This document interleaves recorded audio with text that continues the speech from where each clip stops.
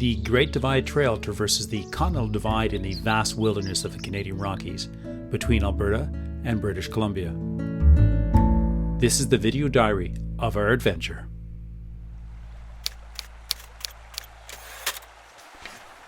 Day 22 was from Egypt Lake to Flo Lake, a 29-kilometer day.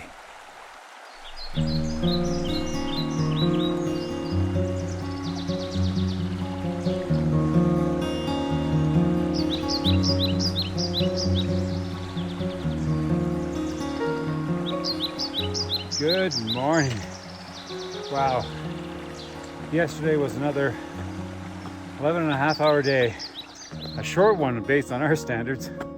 Right now we're starting out the morning with a small little 300-meter climb up some pretty nasty rock. And I don't have much breath in me, so this is short. We speculated that because Egypt Lake Camp was closed, that many of the trails around the area were not well maintained.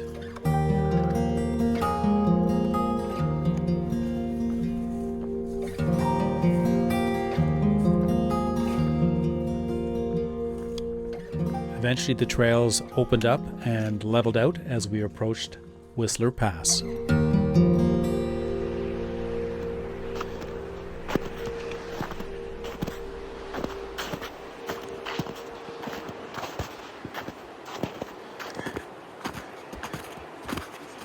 Another pass, another bit of glory. This is so gorgeous. The passes are always a little tough going up them. When you get to the top, it spits out into this panoramic, natural joy.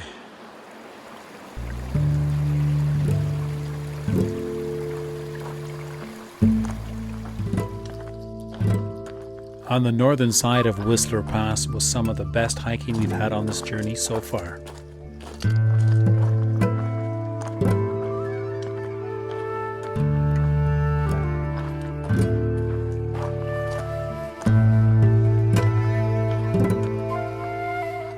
When we got back into the valley, we saw some wonderful waterfalls, some beautiful streams, and some gorgeous lakes.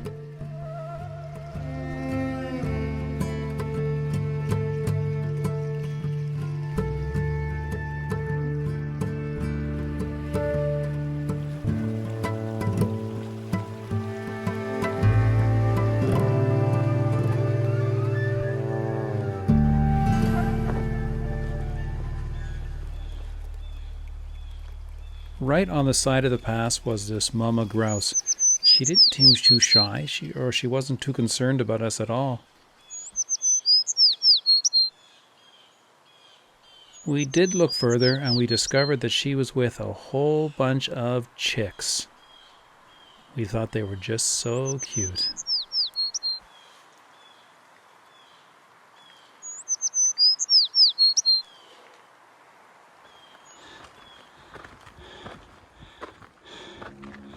The good thing is, we only have to do it once.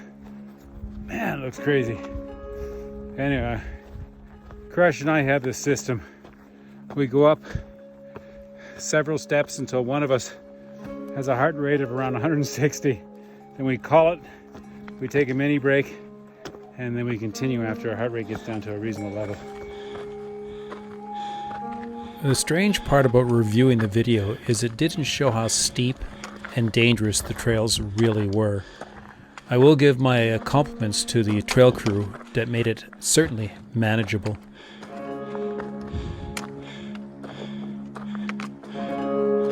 That was hard. Excellent. Woo! Nice job. Crush and I were just discussing that last pitch. It was hard. It was very hard. A little precarious too. But upon reflection, on the first 3 weeks, that may not even make the top 5 in difficulty. That's the tale of the GDT. And it is break time. 7 o'clock in the morning. We did our first hard climb of the day. What was it, Bruce? About 300 meters? About that, I guess. Yeah. And now we're having our morning break. Cheers. Breakfast. Injury update. Well, 2 days ago, I had a mysterious injury to my ankle. It felt like a sprained ankle, so I tweaked it likely on some strange rocks hiking back from Og Lake. Anyway, last night I took some super medicine, some anti-inflammatories from my medicine cabinet, and elevated my feet. Slept with my backpack at my feet last night, and this morning I'm like 90%. I'll take 90% any day. I mean, that's not so bad at all.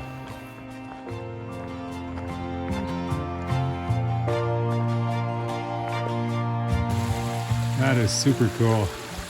So it comes off the mountain, this little stream, and that water's got to be as fresh and clean as possible.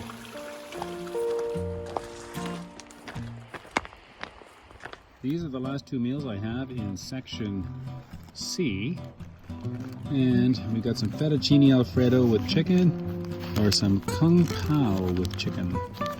I'm going for this. It's actually lunchtime now, but I'm preparing for supper because I cold soak. First of all, I put the juicy goodness in the cold soak jar. I add enough water, close it up, shake it all about, and then throw it back in my backpack. And then by supper time, it'll be ready to eat.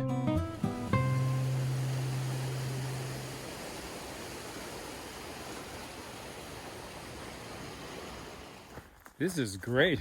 We've been going downhill for about an hour now, and the path is relatively level, a little bit downhill, well groomed, easy on the feet. I'm liking this.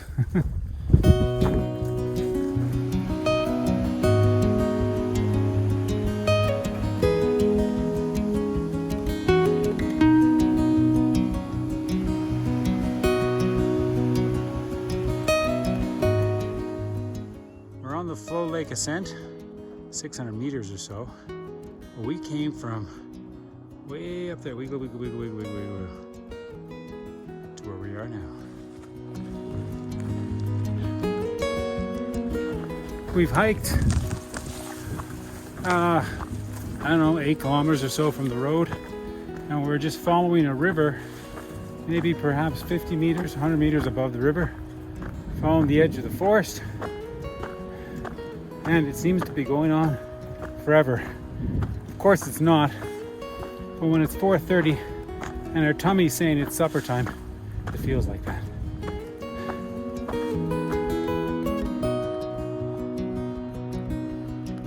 We eventually roll into the Flo Lake camp around supper time, another 12-hour day hike, pull up my cold soaked dinner around the lake, and enjoy the moment. The High Alpine Lake is perhaps one of the most beautiful spots on the Great Divide Trail.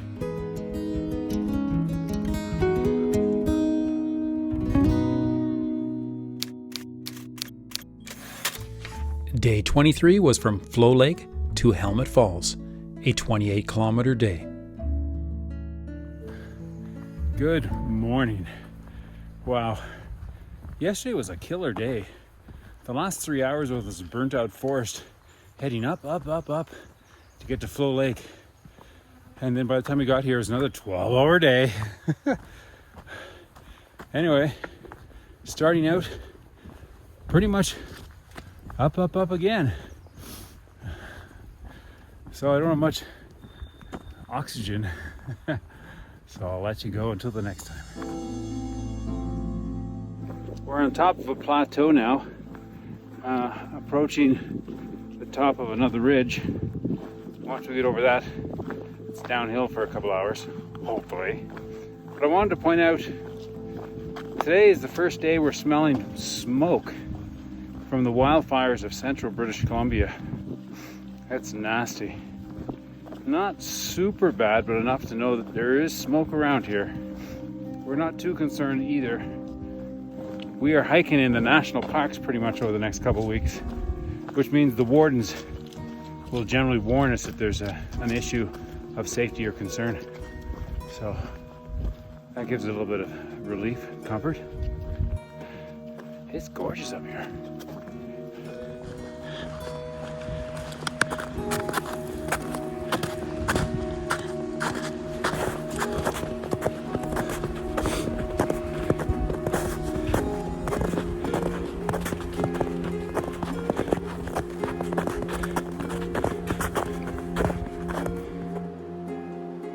That is thick smog, smoke, or haze. We hope it's morning haze. But if it's smoke from the wildfires of BC, that's not good. Not good for our lungs. Oh man, this feels good. It's the first time we're going downhill in about 5 hours. About 4 hours yesterday and the first hour today. Going downhill is not necessarily easy. It's hard on the joints and such, but after 5 hours of ups, our legs are loving it. Woohoo!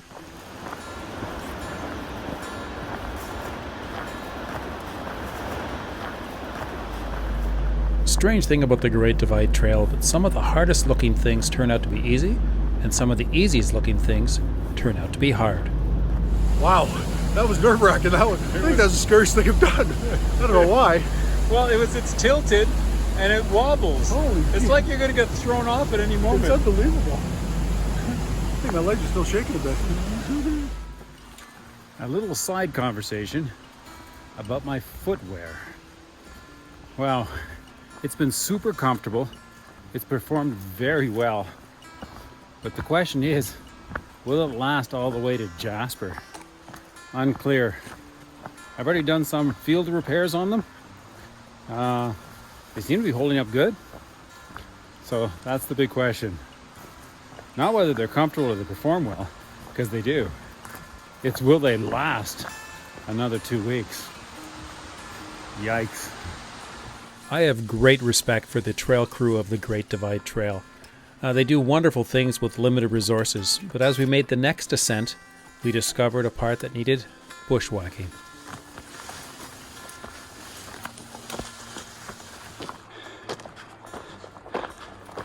The next part of the trail was a 300-meter steep pitch that required switchbacks all the way to Tumbling Pass.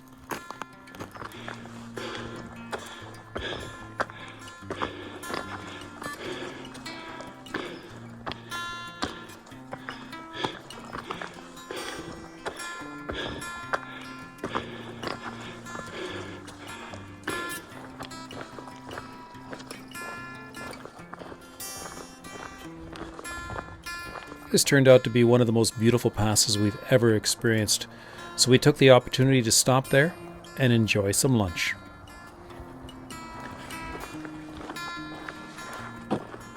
And the beauty continued. It never seemed to let up.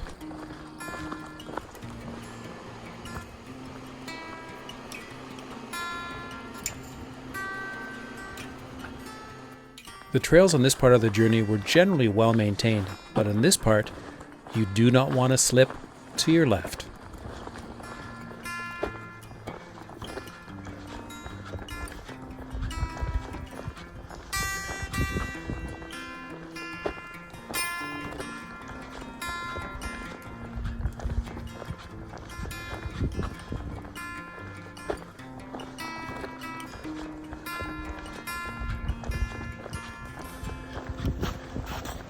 Rockwall Pass is a marvel in itself, and there are many section hikers who venture out here just to see this.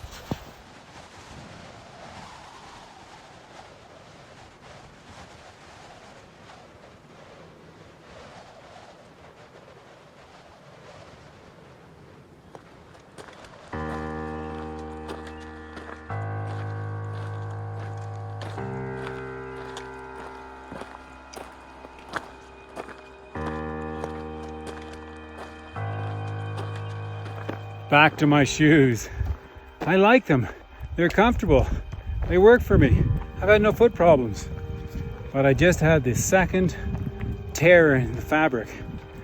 And this one was pretty serious.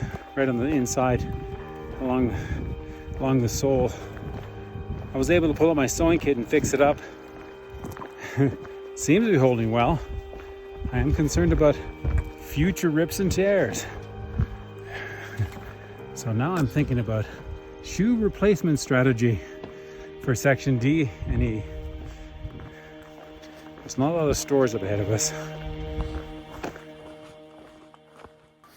So that's 4 peaks and 4 ascents and 4 descents.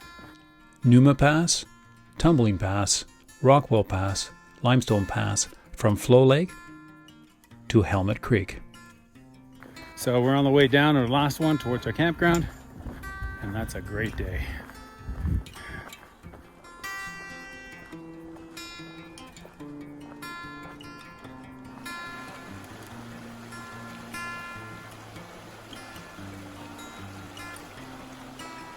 So we got into Helmet Falls, or Helmet Creek Camp, settled in for the night after another 12-hour day. The camp was full, and Crusher and I only had one reservation, so we shared a platform.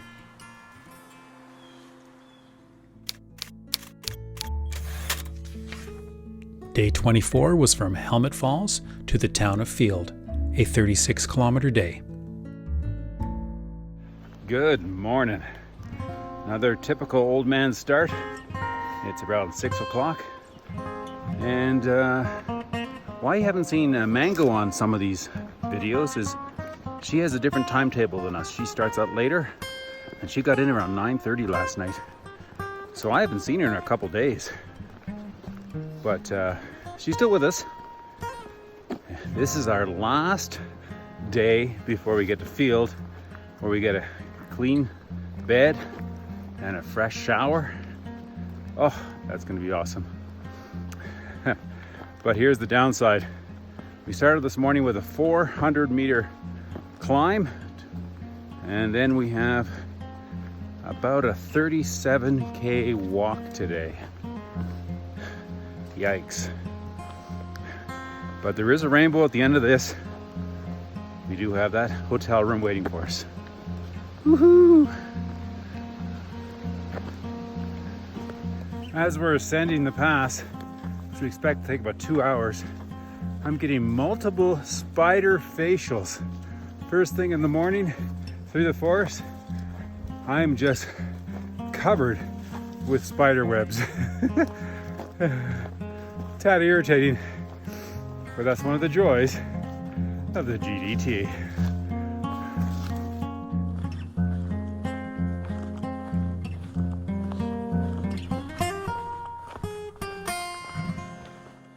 I'm not sure.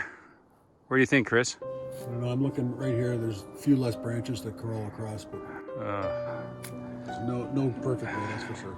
We could straddle this, but I think we might lose some delicate parts. There, we might lose our life and limb. The trail was devastated from a previous storm and made nothing easy. Woohoo! Ride him, cowboy! Oh yeah, be careful. There's not a lot of footing when you come off it, though.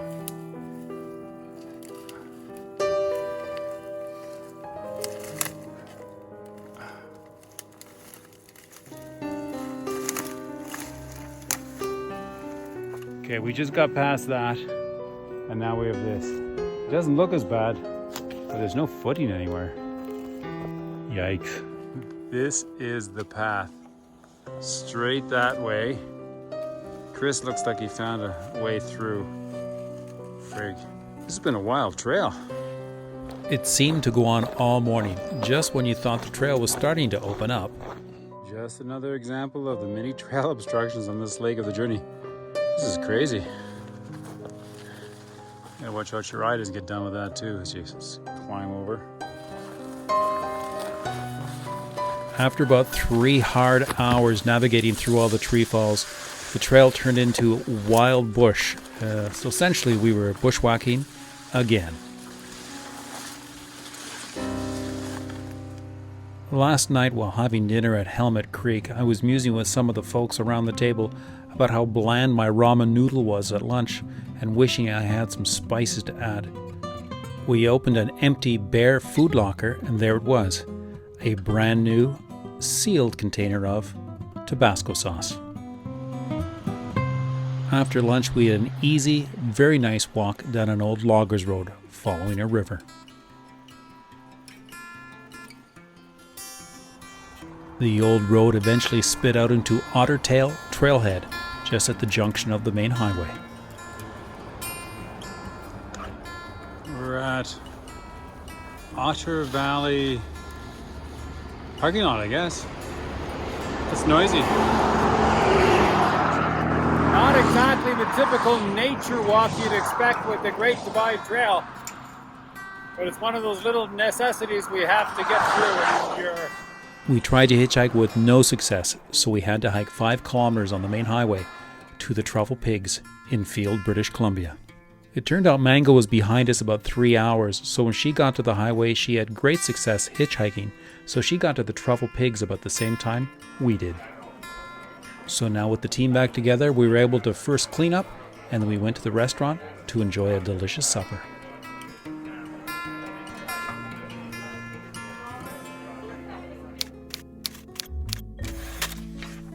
Day 25, we rested, a 0-kilometer day. Our priority was to get to the post office to pick up our resupply box, getting ready for the next section. Many other GDT hikers converged at this location, so we all had an opportunity to celebrate together. I needed new hiking shoes badly, so the first person I talked to at the Truffle Pigs turned out to be the owner, Jennifer Kaufman. She got on the phone with Wilson Mountain Sports from Lake Louise, and within a few hours, Baptiste arrived with a car full of size 12s for me to try on. After spending an hour or so trying on shoes in the front lobby of the hotel, I ended up choosing a pair of Solomon hikers. Baptiste ended up repacking his car with all the hiking shoes I did not buy. I paid my bills and said goodbye. Perhaps my whole GDT experience was saved by the generosity of Jennifer and Baptiste. With comfortable new hikers, my old ones went in the garbage.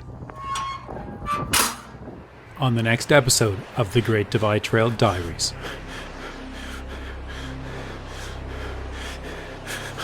Yeah.